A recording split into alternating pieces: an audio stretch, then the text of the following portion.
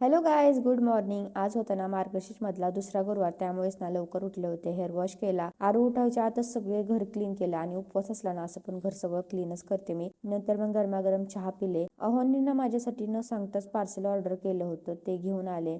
त्यानंतर मग मस्त खिचडी केली, उपवासाची खिचडी खाल्ली आणि ना ते पार्सल राहिलं होतं ना अनबॉक्सिंग करायचं, ते अनबॉक्सिंग करायला घेतलं. त्यामध्ये ना हे हेअर सिरम होतं. माझा आता ना हेअरफॉल प्रचंड वाढलाय, त्यासाठीच मी हे ऑर्डर केलं आहे. जर कोणी हे यूज केलं असेल तर त्यांना कोणताही रिझल्ट आला असेल ना तर नक्की मला सांगा. आता मी हे यूज करेन, मला जरी रिझल्ट आला तरी पण मी नक्की तुमच्यासोबत शेअर करेन. काल काय मला बाहेर जायला ना जमलंच नव्हतं, त्यामुळे ना आम्ही मायलेकी तयार होऊन पूजेसाठी लागणारं सामान आणायला गेलो. आरूची जरा तब्येतच खराब होती ना, त्यामुळे घरीच होत्या मॅडम.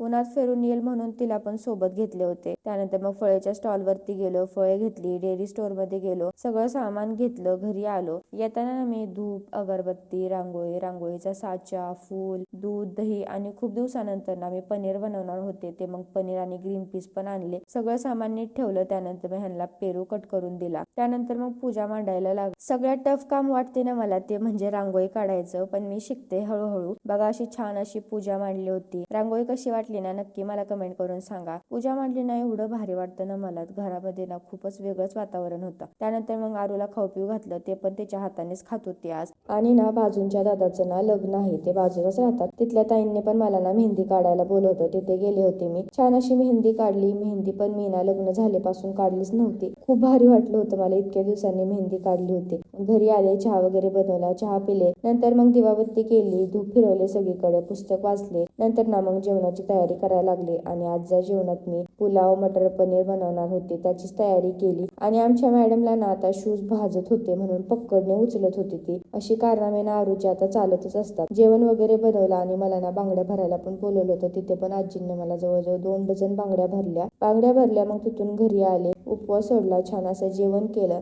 आणि असा होता आजचा दिवस. भेटू नेक्स्ट ब्लॉग मध्ये. तोपर्यंत बाय बाय.